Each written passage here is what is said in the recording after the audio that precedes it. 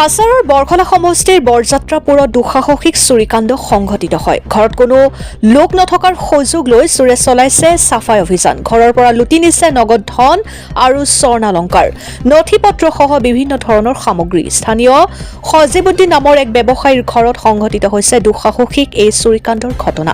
ইফালে জানিব পৰা মতে ব্যৱসায়ী সজীবুদ্দিনৰ ঘৰৰ লোকসকল গৈছিল আত্মীয়ৰ ঘৰত।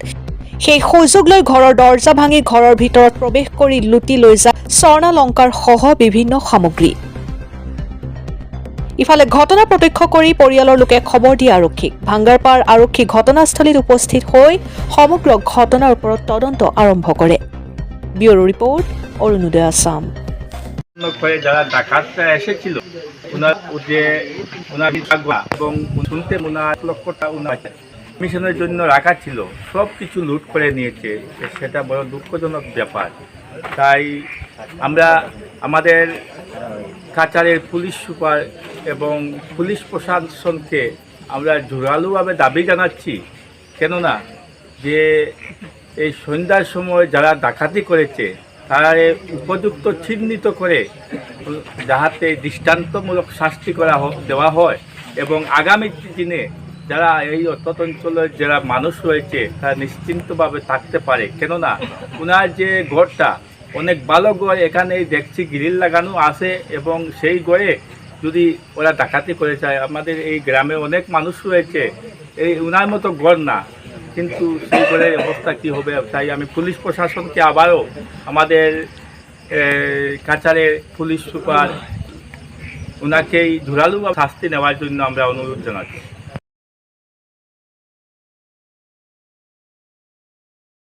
গরু আওয়ার টাইম হয়েছে তখন 7টার সময় দেখা যায় গরুর প্রথম যে গ্রিল আছে গ্রিলের তালা ভাঙ্গা।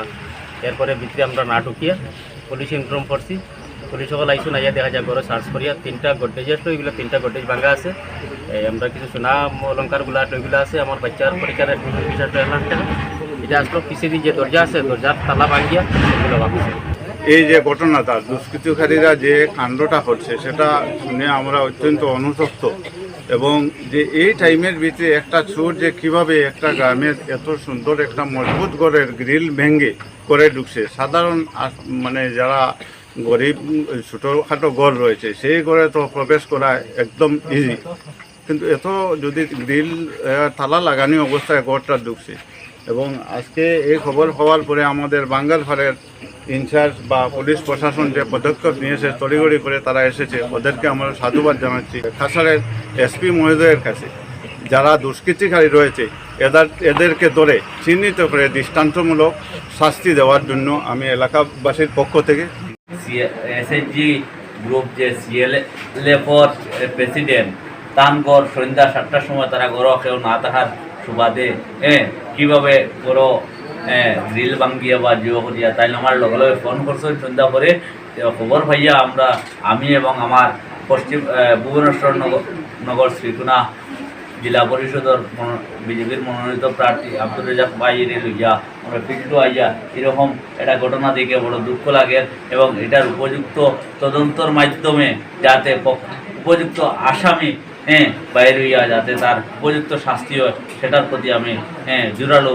দাবি রাখছি। আর এটা যাতে এক দৃষ্টান্তমূলক হয়, কারণ বরযাত্রাপুর এলাকাতে এইরকম গড় শোনা যাচ্ছে না কোনোদিনও, আজকে প্রথম। এটা বড় নিন্দনীয় ঘটনা। এর জন্য আমরা বরযাত্রাপুর এলাকাবাসী চাই যে এটা সঠিকভাবে তদন্ত হইয়া যে এই কাজে জড়িত আছে তারে উপযুক্ত শাস্তি প্রদান করা হয় ওটার লাগিয়া। আর আমার লগে আমার